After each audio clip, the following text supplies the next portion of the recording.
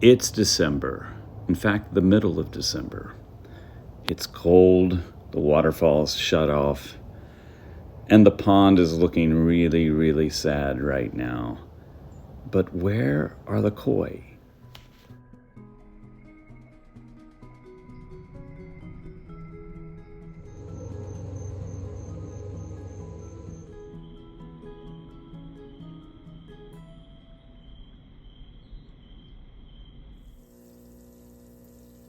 Hi everybody, it's Tim. I am in my basement, in the garage slash basement. Not even quite sure what to call it, but this is basically where all of my plants live and my koi live. And I actually have room for one car in this garage, even though it's a 2-car garage. So I thought I would share with you what I do with my koi. So on Instagram, a bunch of you have asked, Tim, what do you do with your koi during the winter? And they don't stay in the outdoor pond. And I know that's very confusing for some of you because we all know that koi can live outside year round. Even in New York, my pond is 4 feet deep. It's more than deep enough, it has caves, but I left them out there the first winter I had the koi pond, and I hated it. I would be nice and warm inside, and I would start thinking about them outside freezing, and it really bothered me. And then I read that you can extend the life of your koi by keeping them warm in the winter. So I built a wooden tank, which I'm going to show you in just a second.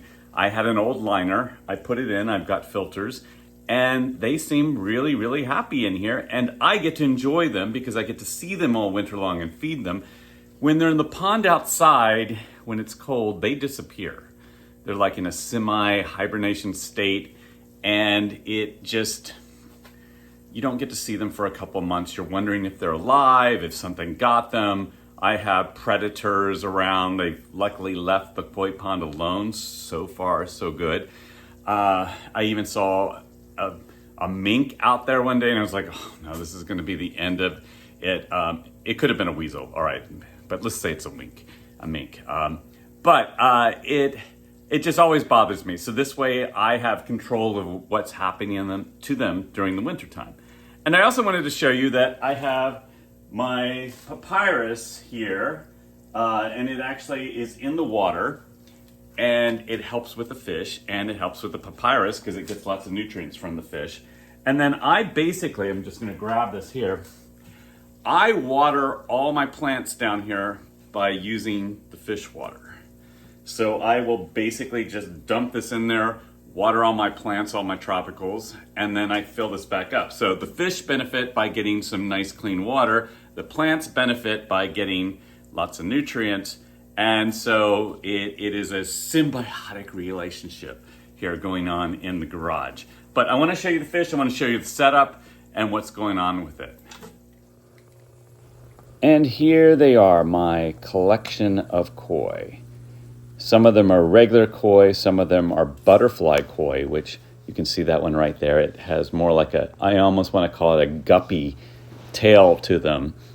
And they're very, very pretty. They're prettier if you have a glass tank and you can look at them because they're kind of hard to see the beautiful fins when you're just looking down on them like the regular koi. But they seem very happy in the winter here. They get to be fed all winter long. And I get to interact with them, which I really like. And there's a baby in there. I think you just saw him. He actually lived outdoors all winter long last year. I didn't know he was in there. He was just one of the offspring. And I found him this summer. So he is in here with the rest of the koi now. So all living together and happy at the moment.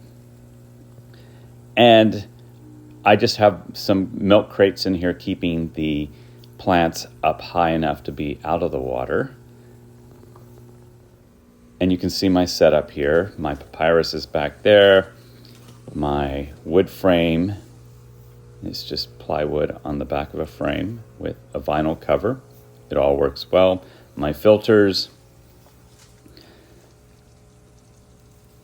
And just my plants all above and around and my fluorescent lights. So hopefully this just shows you what I'm doing with my koi. If you have questions, please ask, and please like and subscribe.